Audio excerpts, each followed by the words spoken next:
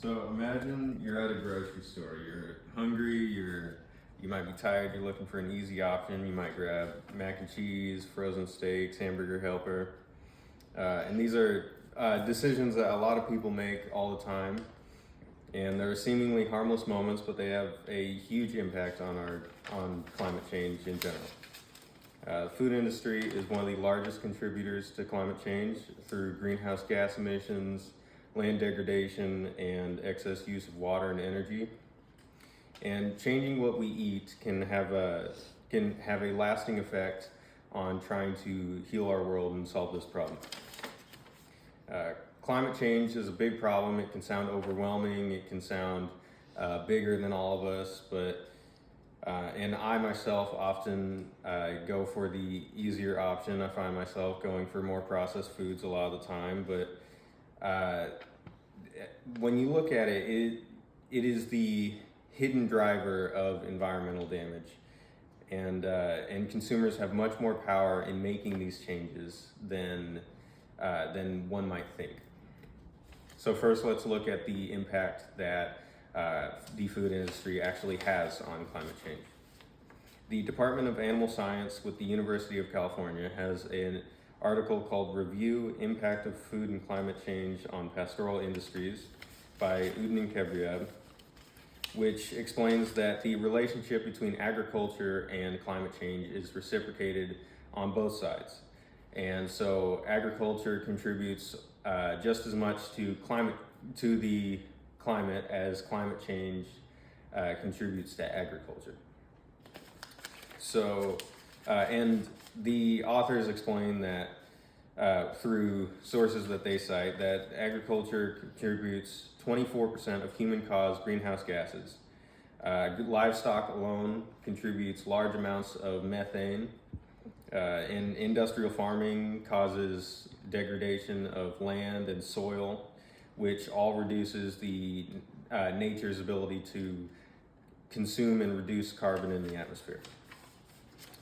And this all hurts agriculture as well by rising temperatures and changing precipitation patterns, which makes it harder for farmers to grow animals and crops. So it's a cycle that eats itself, and it hurts us as well. This is a chart by Ron Sands with the Economic Research Service under the Department of Agriculture, and it shows that agriculture is responsible for 10.5% of greenhouse gas emissions in the United States. And take into mind that most of the agriculture in the United States is not from the United States, so that number globally is much larger. So now let's look at how our diet can affect climate change as a whole and how we can save that by making those little decisions in the grocery store. People often use price as an excuse during their purchases, especially around food. Food chains and processed foods often seem more convenient or appear cheaper, especially in low-income cultures. But a sustainable diet doesn't have to be expensive, and a lot of the time it can actually be affordable. An interview by Jamie Henson with Dr. Christopher Gardner highlights that many traditional diets in low-income cultures largely consist of grains, beans, legumes, and other inexpensive options that are also good for the environment and ourselves. A study by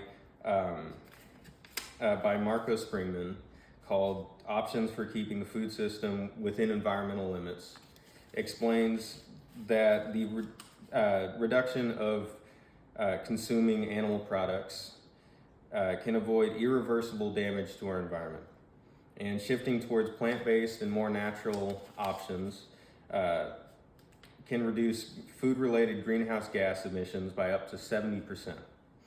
And this also frees up land that's used for industrial farming and agriculture without overspending or causing more problems in the world through these efforts. There's no downside. but it does a good part at reducing pollution and resource depletion. Gardner also encourages a lot of people to do their part in reducing their food waste and composting, so that and Udin and Kebriab also go into that by explaining that this reduces demand, which in turn shifts not just our individual impacts but also the cultural impact. If enough people stop wasting food, then we have a demand for less in stores, meaning that less agriculture has to go into effect to cause these problems.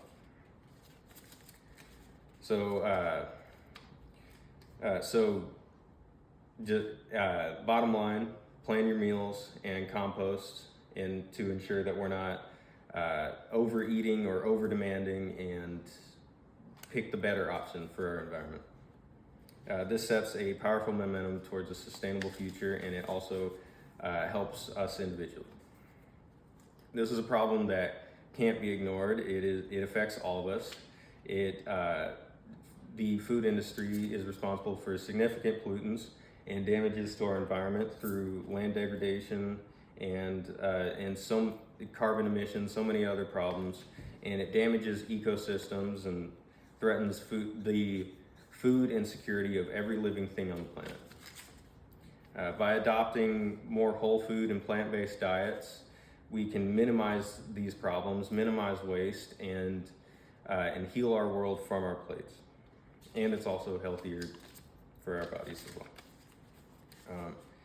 I encourage all of you to start small by taking 1 or 2 meals this week to replace with a plant-based or more natural option, and to share this information with others and explain why it's important, and encourage them to do it as well, so that we can make this a normal thing in our lives and make it a routine to just try to do our part to heal the world from the grocery store and our plates. And thank you so much for your time and for your attention.